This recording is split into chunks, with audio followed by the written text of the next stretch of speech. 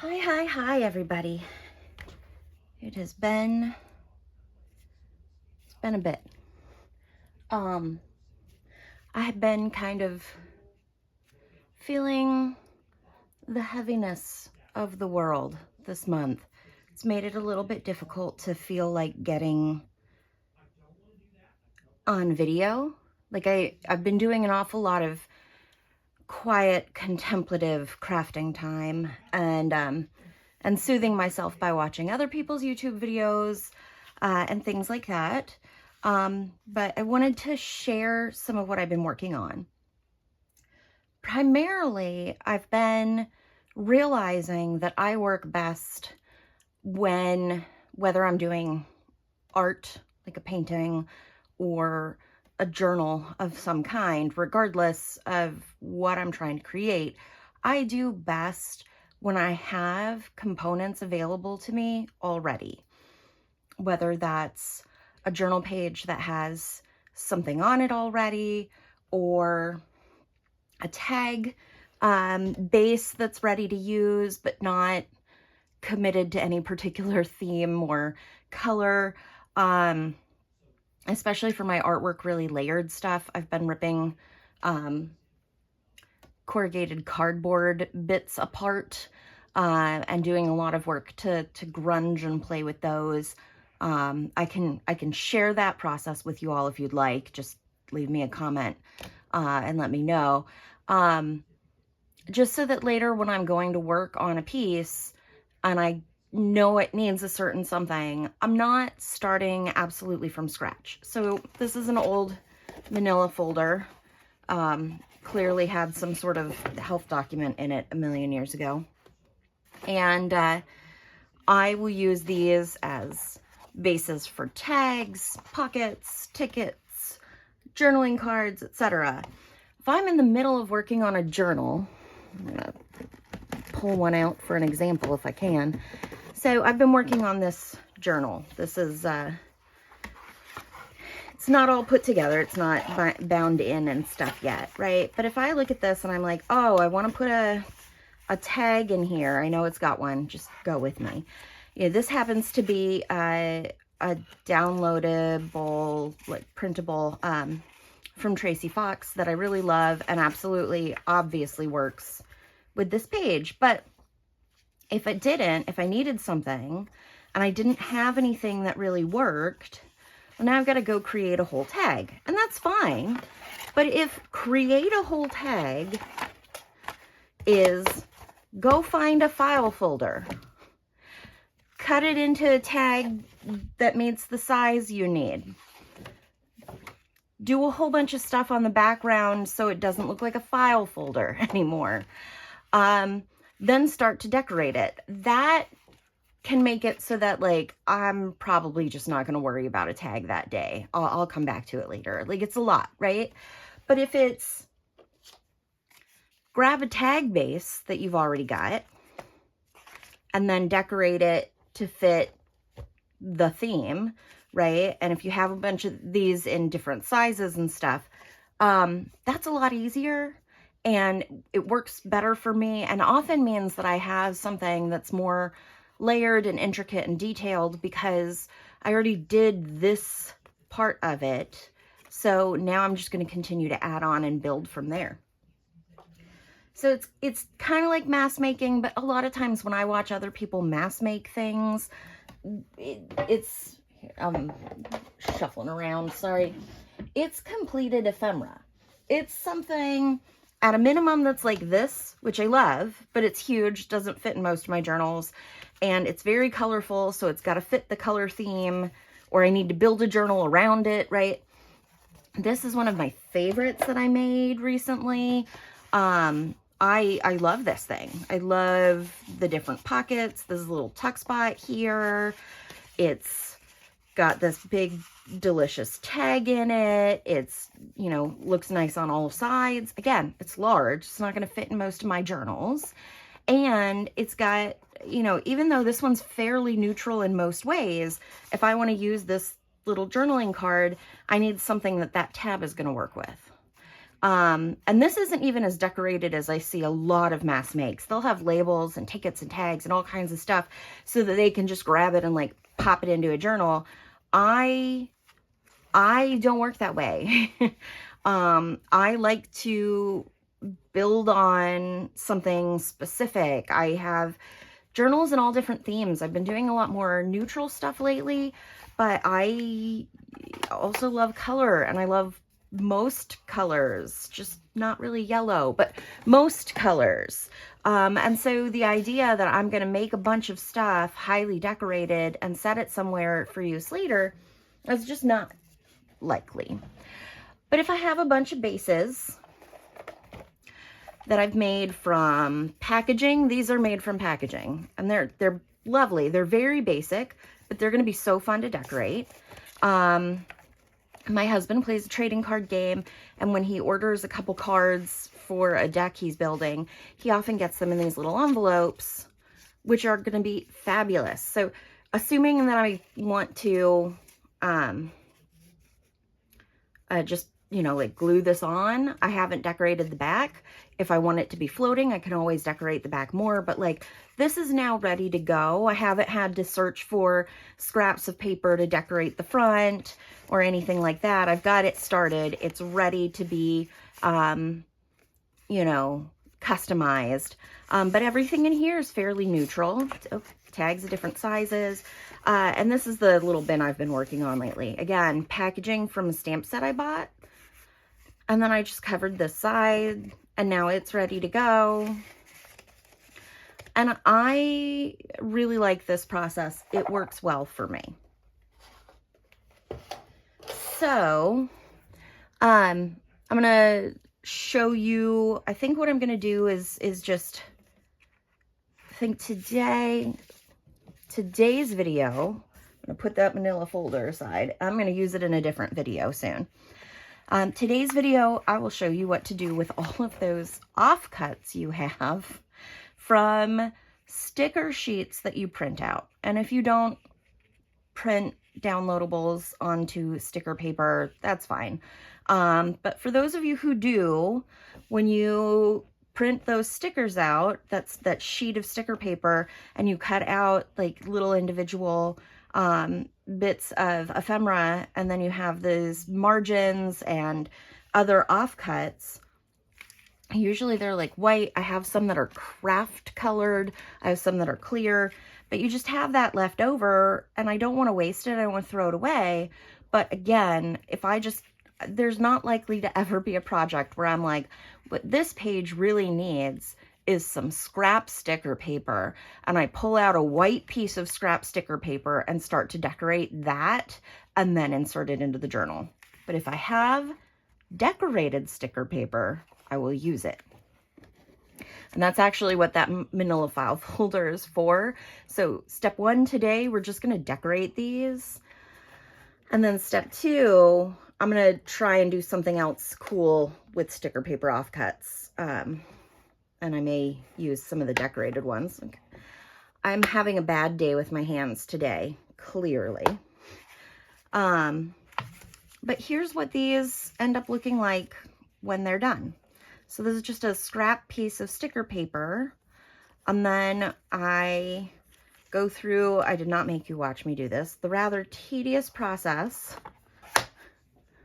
of taping them down onto a piece of scrap paper. I'm using up washi tape that I don't particularly like, and that's not the best quality. It's very skinny, so it's like perfect for this, and it's a good way to use it without, so I don't waste it. I don't want to waste it, but it's not washi tape I really reach for to make something beautiful. These are for later videos. I'll set them aside. So what I do want to do though, sorry for my reach,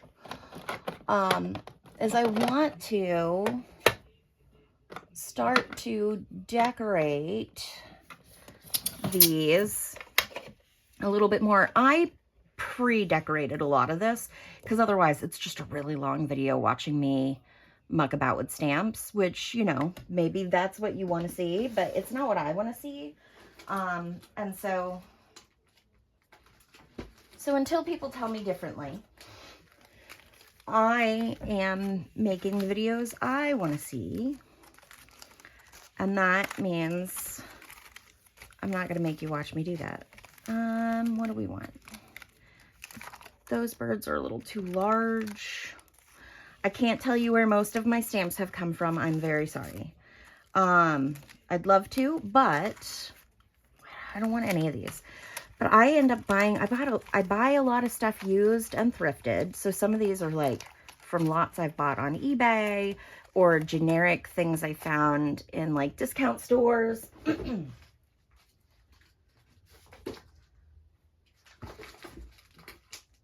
Sometimes they're things I've bought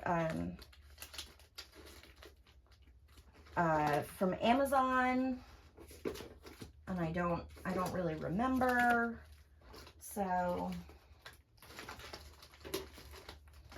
I've been so focused on doing these backgrounds that I didn't have any more interesting foreground stamps pulled. Sorry about that. So what I do, I always start lightest color first. And I have some really light colors. I have these two from Heidi Swapp, Aged Paper and Parchment Cream. I have Sand Dune from VersaFine Claire, and then various browns. And honestly, I also have other like colors, non-neutral colors that are, you know, range from light to dark, that I will work with sometimes. So I always start with the lightest color, and that is the Heidi Swapp colors. So these very pale bits you see. Then I go up to the Sand Dune, which is a little bit darker. And then I did Vintage Photo. That's what this brown is. And then I did Ground Espresso Archival. And that's what these ones are, these dark, dark browns.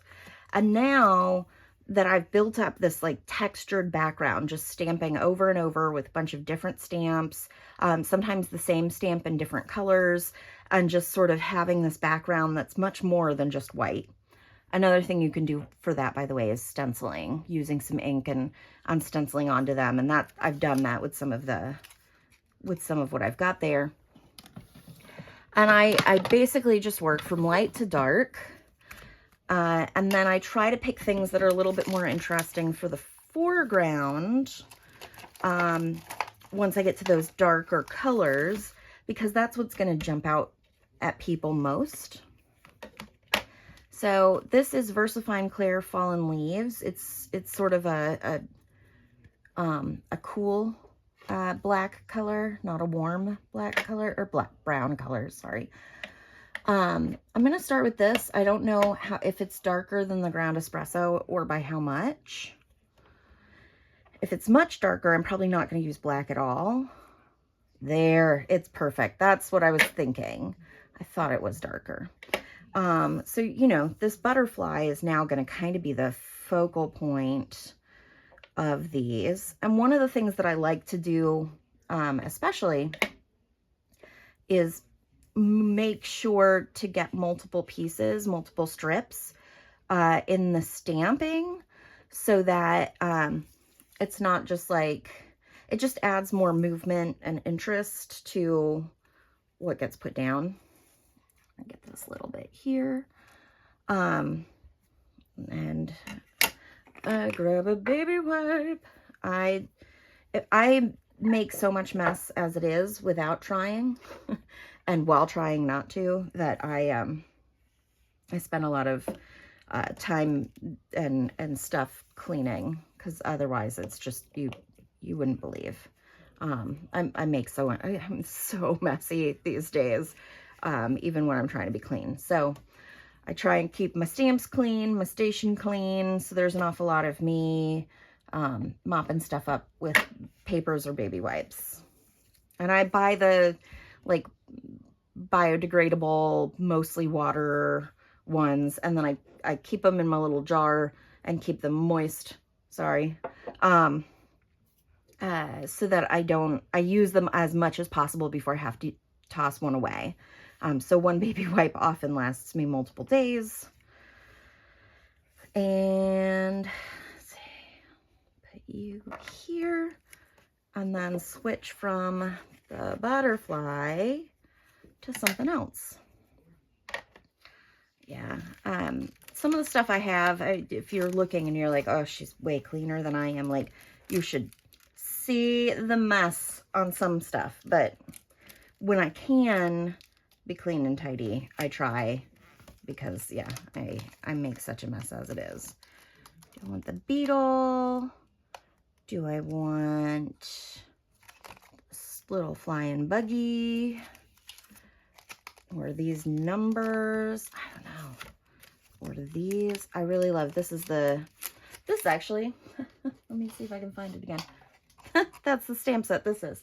I love this little stamp set. It is Sam Poole, I think, signatures from the past. I'm terrible at remembering names, and I've seen some people, they store all the stuff in their original packaging. Like, I don't have the space in my art space for that. You know, I cut stuff up. I do what I need to do so that I can organize and store and have things handy to me. So for those of you who can store things in the original packaging and make a point of sharing exactly what it is with your YouTube audience, I salute you, but I am not you. So we'll do some signatures and get these. So pretty. Oop, that happens to me a fair amount because, again, it's not the best quality washi tape, so sometimes it does it does, like, comes up out of the washi tape instead of staying stuck down, and that is just the reality of this tape. It's really not that big a deal. I'll do one more over here. And then we'll wipe you down. And probably do a different signature or thing. I really love this stamp set. It's really well made. Again, signatures from the past, I believe is what it's called. And yeah, just really nice, like, script writing that I think just looks super good and yummy on these when stamped out. You know, no one's looking to read the signature, but it's gonna look real nice.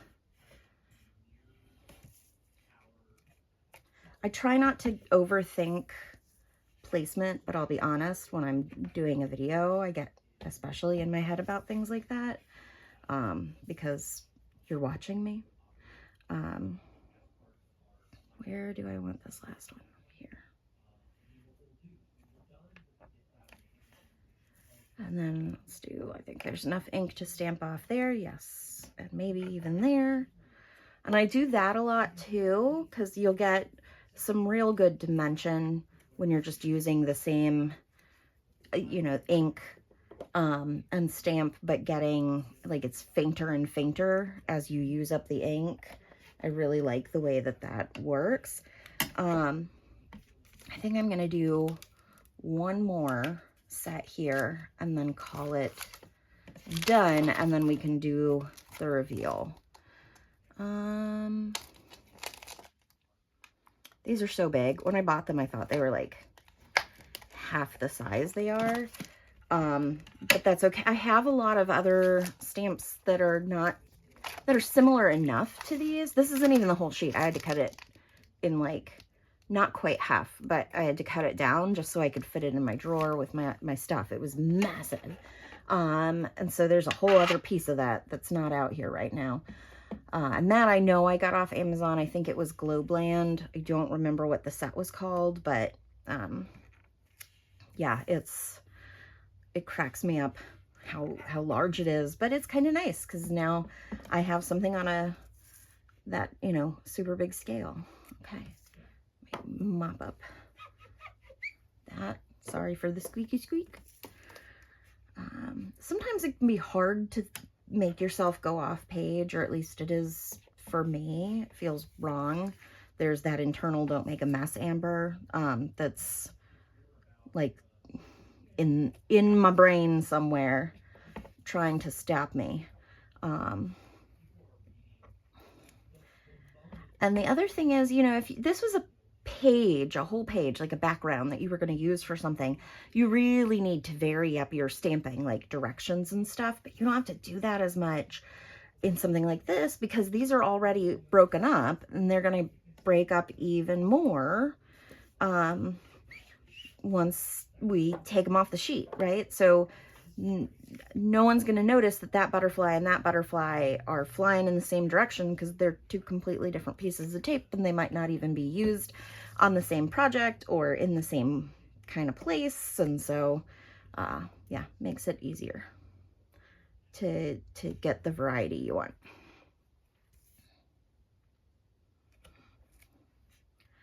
See, those two are very close together, but it's not going to be noticeable. There we go. Yeah, definitely overthinking this right now. But I think that's done. And I am really glad that I did the initial background before you joined me, because that part took a lot longer than this part did. There's a lot of stamps and stamping and just covering all of that white background up a bunch. And it's still white, but I think, excuse me, I think this is washi tape sticker. Oh, excuse me. I don't know where that cough is coming from, but I'm sure it's not fun to listen to.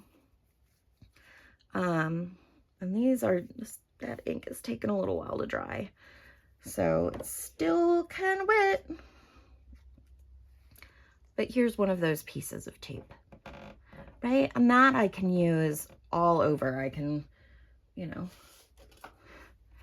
grab out one of these base tags and use that to start decorating. It's just, it's a great way to use this up and not feel like I'm wasting. I mean, I have, granted, this is, I've been saving these up for like almost a year.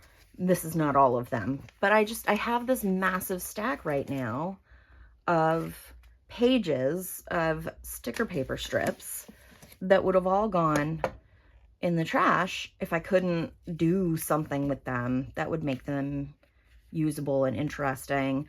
And then here's the other thing that I love about doing this process. I'll reuse these backing papers either for more of this kind of sticker making or to create some sort of like collage paper, and look at all of that stamp off from between the sticker page sheets, sticker scraps sheets. That's just going to add so much interest and texture to whatever I put on top of it as I start to build. And since I'm using permanent inks, these are the Versifying Clair and the Archival and the Heidi Swap, I think. They're not water reactive. So if I paint over the paper that I stamped these onto, they're just going to stay there. And that's really nice. And then, yeah, you have a bunch of these lovely little sticker papers. I take the rest of them off right now, but I'm going to need to set them aside to dry. And I think you get, I think you get the gist of the effect that I was trying to create. So yeah, I'm just, it's a mix right now for me of component making, like all of those tag pieces, and scrap busting. And the scrap busting is mostly just because it's taking up space and I want to make sure that I'm using that stuff, and because I can often scrap bust in the service of making components that I will use. So stay tuned. There will be more of these kinds of projects to come. If you like this, please give it a like. And if you want to see more, subscribe and hit that bell so you get notified every time I post a new video. Thanks.